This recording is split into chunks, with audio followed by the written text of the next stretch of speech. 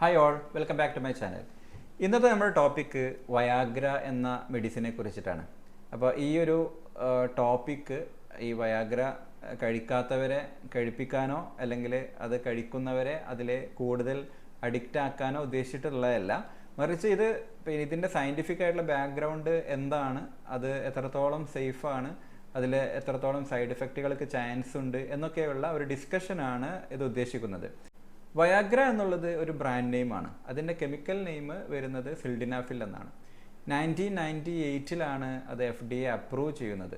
യഥാർത്ഥത്തിൽ ഒരു രസകരമായൊരു കാര്യം, ഈ മരുന്നിൻ്റെ ഈ ഒരു മോളിക്യൂളിൻ്റെ റിസർച്ച് നടന്നത് സെക്ഷുവൽ പ്രോബ്ലത്തിന് വേണ്ടിയിട്ടല്ല, മറിച്ച് അത് നമ്മുടെ പ്രഷർ കുറക്കുന്ന ഒരു മെഡിസിനായിട്ട്, അല്ലെങ്കിൽ നമ്മുടെ ഹൃദയത്തിന് വേദന വരുന്ന ആൻജൈന എന്ന് പറഞ്ഞിട്ടുള്ള ഒരു കണ്ടീഷൻ്റെ ഒരു ട്രീറ്റ്മെൻ്റ് ആയിട്ട് അങ്ങനെയൊക്കെ റിസർച്ച് നടത്തിയ ഒരു മോളിക്യൂളായിരുന്നത്. അപ്പോൾ അന്ന് ഫൈസർ കമ്പനിയുടെ ഈ റിസർച്ച് വിങ്ങിൻ്റെ ഹെഡായിട്ടുള്ള ജോൺ ലാമാറ്റിന എന്ന ആൾ പറയുന്നത്, ഈ മരുന്ന് കഴിച്ച പല ആളുകളും അവർക്ക് ഒരു ഓവറായിട്ടുള്ള ഒരു ഇറക്ഷൻ വരുന്നത് നേഴ്സസ് അത് ഡിറ്റക്ട് ചെയ്തു. അപ്പോൾ അങ്ങനെ അവരത് റിസർച്ച് ചെയ്യുന്ന ഡോക്ടർമാരോട് പറഞ്ഞപ്പോൾ ഇത് നോക്കിയപ്പോൾ മിക്കവാറും എല്ലാവർക്കും ഈ ഒരു സൈഡ് എഫക്റ്റ് കണ്ടു. അങ്ങനെയാണ് ഈ ഒരു പ്രൊഡക്റ്റിന് ഇങ്ങനെ ഒരു സാധ്യതയുണ്ടെന്ന് മനസ്സിലാക്കുന്നത്. എന്നിട്ട് അതിൻ്റെ ആ രീതിയിൽ പിന്നെ റിസർച്ച് തുടരുകയും അങ്ങനെ ഈ സിൽഡിനാഫിൽ എന്ന മോളിക്യൂൾ ആണുങ്ങളുടെ പുരുഷന്മാരുടെ സെക്ഷൽ പ്രോബ്ലത്തിന് ഉപയോഗിക്കാൻ പറ്റുമെന്ന് FDA അപ്രൂവ് ചെയ്യുകയും ചെയ്തു. എന്നാൽ എന്തിനാണോ ഇവർ ആദ്യം റിസർച്ച് ചെയ്തത്, അതിലൊന്നും ഇപ്പം പ്രത്യേകിച്ചിട്ട് ഉപയോഗം ഇല്ല. മറിച്ച് പൾമറി ആർട്ടറി ഹൈപ്പർടെൻഷൻ പോലുള്ള, അല്ലെ റെയ്നോൾഡ് ഫിനോമിനൻ പോലുള്ള മറ്റുള്ള ചില വാസ്കുലാർ ഇവൻസിലും ഈ ഒരു മരുന്ന് കോമൺ ആയിട്ട് കൊടുക്കുന്നുണ്ട്. ഇപ്പോൾ സിൽഡിനാഫിൽ മാത്രമല്ല, മറിച്ച് അവനാഫിൽ, വേർഡിനാഫിൽ, ടെഡലാഫിൽ പോലുള്ള മറ്റുള്ള പല മോളിക്യൂൾസും ഇപ്പോൾ അവൈലബിൾ ആയിട്ടുണ്ട്. ഇതിൽ ഓരോന്നിനും ഓരോ പ്രത്യേകതകളാണ്, അതുപോലെ ഓരോന്നിനും ഒരു പ്രത്യേകമായ സൈഡ് എഫക്റ്റുകളൊക്കെ ഉണ്ട്. അപ്പോൾ അതൊക്കെ മനസ്സിലാക്കിയിട്ട് അതിൻ്റെ ഡോക്ടേഴ്സ് തരുന്ന രീതിയിലാണ് ഇത് യഥാർത്ഥത്തിൽ കഴിക്കേണ്ടത്. യഥാർത്ഥത്തിൽ ഇതൊരു പ്രിസ്ക്രിപ്ഷൻ മെഡിസിൻ ആണ്. നമ്മൾ കൊടുക്കുന്ന പ്രിസ്ക്രിപ്ഷൻ നോക്കിയിട്ട് എത്ര മരുന്ന് എഴുതിയിട്ടുണ്ട്, അത് എത്ര കൊടുത്തു എന്നൊക്കെ സീലൊക്കെ വെച്ച് കൊടുക്കേണ്ട ഒരു മെഡിസിനാണിത്. പക്ഷെ പലപ്പോഴും നമ്മുടെ നാട്ടിലൊക്കെ ഫാർമസിസ്റ്റുകൾ അങ്ങനെ പ്രിസ്ക്രിപ്ഷൻ ഇല്ലാതെ തന്നെ കൊടുക്കാറുമുണ്ട്. അപ്പോൾ അതുകൊണ്ട് തന്നെ ബേസിക് ആയിട്ടുള്ള കുറച്ച് കാര്യങ്ങളൊക്കെ അറിയുന്നത് വളരെ നല്ലതായിരിക്കും. ആദ്യമായി ഇതിൻ്റെ ഡോസേജ് ആണ്. പല ഡോസുകളിൽ ഇത് വരുന്നുണ്ട്. വളരെ സ്മോൾ ആയിട്ടുള്ള ഡോസ് മുതൽ വലിയ ഡോസ് വരെ. അത് തന്നെ ഈ മോളിക്യൂൾ അനുസരിച്ച് ഡോസ് വ്യത്യാസം ഉണ്ടാവും. ഉദാഹരണത്തിന് സിൽഡിനാഫിൽ 25, 50, 100 ഒക്കെയാണ് വരിക. ടെഡലാഫിൽ 5, 10, 20 ഒക്കെ വരിക. അപ്പോൾ ചില ആളുകൾ ആദ്യം 5 കഴിക്കും, പിന്നെ 100 കഴിക്കും. അപ്പോൾ അവർ വിചാരിക്കും അതിന് വലിയ ഡോസാണെന്ന് വിചാരിക്കും. യഥാർത്ഥത്തിൽ ഇത് രണ്ട് മോളിക്യൂളാണ്. ഇനി ചില ആളുകൾ ഈ മാക്സിമം ഡോസിൻ്റെ ഡബിളൊക്കെ കഴിച്ചിട്ടാണ് ഓൾറെഡി നമ്മുടെ അടുത്ത് എത്തുക. 100 mg ഡബിൾ 2 ടാബ്ലറ്റ് ഒരുമിച്ച് കഴിച്ചിട്ടൊക്കെയാണ് എത്തുക. അപ്പോൾ അതൊക്കെ നമ്മുടെ ഈ ഡോക്ടേഴ്സിൻ്റെ ഒരു ഗൈഡൻസ് ഇല്ലാതെ കഴിക്കുന്നതിൻ്റെ ഒരു പ്രശ്നമാണത്. അപ്പോൾ ഇതിൽ മോളിക്യൂൾ ഏതാണെങ്കിലും ഇതിൻ്റെ റിസൾട്ട് വരുന്നത്, ഇതൊക്കെ ഫോസ്ഫോഡയസ്റ്ററേസ് 5 എന്ന് പറഞ്ഞിട്ടുള്ള ഒരു എൻസൈമിനെ ഇൻഹിബിറ്ററാണ്. ആ എൻസൈമിനെ ഇൻഹിബിറ്റ് ചെയ്യുമ്പോൾ ഒരു സൈക്ലിക് GMP എന്ന് പറഞ്ഞിട്ടുള്ള ഒരു മോളിക്യൂളിൻ്റെ ലെവൽ കൂടുകയും നൈട്രിക് ഓക്സൈഡിൻ്റെ ലെവൽ കൂടുകയും അങ്ങനെ ഈ പെനിസിലേക്കുള്ള രക്തമോട്ടത്തിൻ്റെ ഈ വെസൽസിൻ്റെ ഡൈലേഷൻ വന്നിട്ട് അതിലേക്ക് കൂടുതൽ രക്തം വരികയൊക്കെ ചെയ്യുക എന്നതാണ് ഇതിൻ്റെ ഒരു പ്രിൻസിപ്പിൾ. അപ്പോൾ ഇതിൻ്റെ നമ്മുടെ ഇപ്പോൾ ഈ ഒരു ഇറക്ഷൻ പ്രോബ്ലത്തിൻ്റെ കോസ് അത് സൈക്കോളജിക്ക് ആണെങ്കിൽ അതിനനുസരിച്ചുള്ള ഡോസ് മതിയാവും. ഇനി അതല്ല, അത് ഡയബറ്റീസ് ഒക്കെ വന്നിട്ട് ബ്ലോക്ക് ഒക്കെ വന്നിട്ടുള്ളതാണെങ്കിൽ അതിനനുസരിച്ച് ഡോസേജ്. ഇത് ഡെയിലി ഡോസിങ്ങിൽ കൊടുക്കുന്നുണ്ട്, ഓൺ ഡിമാൻഡ് ഡോസിൽ ആവശ്യമുള്ളപ്പോൾ കഴിക്കുന്നതുണ്ട്. അതിൽ തന്നെ ഡിഫറെൻ്റ് ആയിട്ടുള്ള വെറൈറ്റീസ് ഉണ്ട്.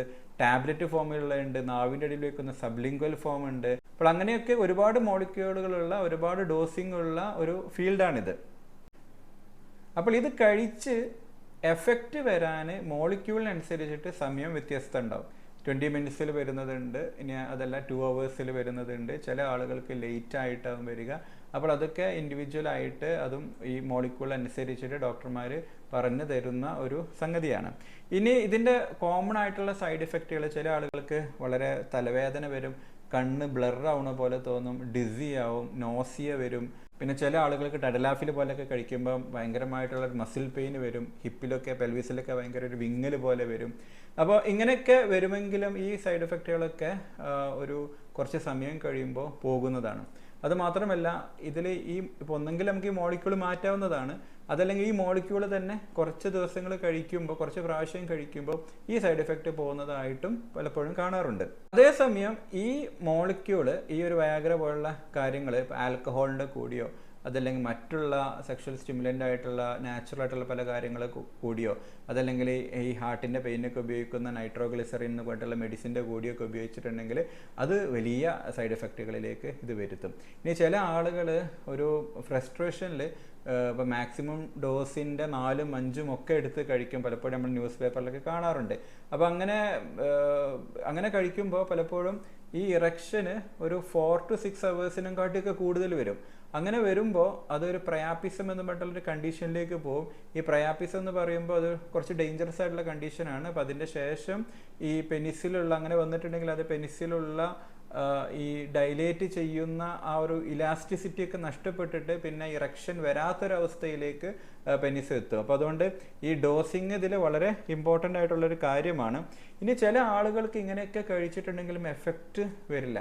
അപ്പോൾ എഫക്റ്റ് വരാതിരിക്കുമ്പം സെൽഫ് ട്രീറ്റ് ചെയ്യുന്ന ആളുകൾ അവർ ഡോസ് കൂട്ടിക്കൊണ്ടേയിരിക്കും. പലപ്പോഴും ഈ എഫക്റ്റ് വരാത്തതിന് പല കാരണങ്ങളുണ്ടാവും. ചിലപ്പോൾ അത് ഡിസയറിൻ്റെ കുറവാവും, ചിലപ്പം അതൊരു ഓവർ ആങ്സൈറ്റി ആവും, ചിലപ്പോൾ അവർ കഴിക്കേണ്ട അണ്ടർ ഡോസിങ് തന്നെ ആവാം ചിലപ്പം കാരണങ്ങൾ. അപ്പോൾ ഈ കാരണം എന്താണെന്ന് മനസ്സിലാക്കിയിട്ട് അത് ചിലപ്പോൾ ഈ ഡയബറ്റീസ് ഒക്കെ വന്നിട്ട് കംപ്ലീറ്റ് ആയിട്ടുള്ള ഒരു ബ്ലോക്ക് ഒക്കെ ഉണ്ടായിട്ടുണ്ടെങ്കിൽ ഈ മെഡിസിൻ എഫക്റ്റീവ് അല്ലാത്തൊരു കണ്ടീഷൻ എത്തിയിട്ടുണ്ടാകും. അപ്പോൾ അങ്ങനെയുള്ള ആളുകൾക്ക് സർജറിയോ അല്ലെങ്കിൽ മറ്റുള്ള കാര്യങ്ങളോ ചെയ്യേണ്ടി വരും. അപ്പോൾ അതെന്താണെന്ന് മനസ്സിലാക്കാതെ വെറുതെ ഡോസ് കൂട്ടുമ്പോൾ പലപ്പോഴും നമ്മൾ കോംപ്ലിക്കേഷൻ ലൈക്ക് ഹെൽത്ത് ഇഷ്യൂസിലേക്കാണ് നമ്മൾ നയിക്കുക. അതുകൊണ്ട് ഇതൊക്കെ ഇങ്ങനെ പ്രിസ്ക്രിപ്ഷൻ മെഡിസിൻ ആക്കിയത് ഒരു റീസണെ കൊണ്ടാണ്. വെറുതെ കഴിക്കാവുന്ന മെഡിസിൻ ആയിരുന്നുവെങ്കിൽ, ഇപ്പോൾ ഒരു വൈറ്റമിൻ ടാബ്ലറ്റ് പോലെ ആയിരുന്നെങ്കിൽ ഇങ്ങനെ മോണിറ്റർ ചെയ്യേണ്ട കാര്യമൊന്നും ഏജൻസികൾക്കില്ല. അപ്പോൾ അതുകൊണ്ട് തന്നെ നിയമങ്ങൾ ഉണ്ടാക്കി വെച്ചത് അതിൻ്റെ റീസൺ ഉണ്ട് എന്നുള്ള മനസ്സിലാക്കിയിട്ട് ഇങ്ങനെ മെഡിസിൻ കഴിക്കുന്നവർ അത് കറക്റ്റായിട്ടുള്ള ഒരു പ്രിസ്ക്രിപ്ഷനോട് കൂടി തന്നെ കഴിക്കാൻ ശ്രമിക്കണം. അത് എല്ലാ ഡോക്ടർമാർക്കും ഇതിനെക്കുറിച്ച് അറിയുന്ന ഡോക്ടർമാരെല്ലാവരും തരുന്നതുമാണ്. അപ്പോൾ ഇതിപ്പം ഞാൻ നേരത്തെ ആദ്യം പറഞ്ഞ പോലെ എല്ലാവരും കഴിക്കേണ്ട ഒരു മരുന്നൊന്നുമല്ല. ഇപ്പോൾ പലപ്പോഴും നമ്മൾക്ക് വരുന്ന ഇറക്ടർ ഡിസ്ഫങ്ഷനിൽ ഒരു 99% ചിലപ്പം സൈക്കോളജിക്കായിട്ട് വരുന്നതായിരിക്കും.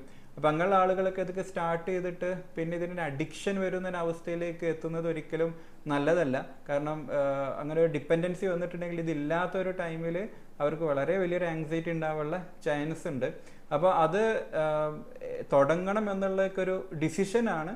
അപ്പോൾ അതൊക്കെ നോക്കിയിട്ട് അതേസമയം ഇതിനെ ഭയങ്കരമായിട്ട് നമ്മൾ ഭയക്കേണ്ടതുമില്ല. ചിലർക്ക് ഭയങ്കര ഒരു ഫോബിയ ലെവലിലേക്ക് ഇത് പോകാറുണ്ട്. അത് വേണ്ട, വേറെ എന്തായാലും കുഴപ്പമില്ല എന്നൊക്കെ പറയാറുണ്ട്. അപ്പോൾ ഇതിൻ്റെ ഇടയിൽ ബാലൻസ്ഡ് ആയിട്ടുള്ള ഡിസിഷൻ എടുക്കാനാണ് ഒരു ട്രീറ്റിംഗ് ഡോക്ടർ, ഒരു യൂറോളജിസ്റ്റ് ഒക്കെ ഉള്ളത്. അപ്പോൾ അവരൊക്കെ ഇങ്ങനത്തെ പ്രശ്നങ്ങളുള്ള ആളുകൾ ഇങ്ങനത്തെ മെഡിസിൻ തുടങ്ങുന്നുണ്ടെങ്കിൽ നമ്മൾ സെൽഫായിട്ട് ചെയ്യാതെ ഇതിൻ്റെ എക്സ്പേർട്ടുകളെ എടുത്തിട്ട് പോയിട്ട് കൂടുതൽ ബാക്കിയുള്ള കാര്യങ്ങളും പേഴ്സണലൈസ്ഡുള്ള ട്രീറ്റ്മെൻറ്റ് എടുക്കേണ്ടതാണ്. അപ്പോൾ ഇത്രയും പറഞ്ഞുകൊണ്ട് ഈ വീഡിയോ നിർത്തുന്നു. എന്തെങ്കിലും കൂടുതൽ അറിയാനുണ്ടെങ്കിൽ കമൻറ്റിൽ ഇടുക, അതിന് റിപ്ലൈ തരാൻ ശ്രമിക്കുന്നതാണ്. Thank you all.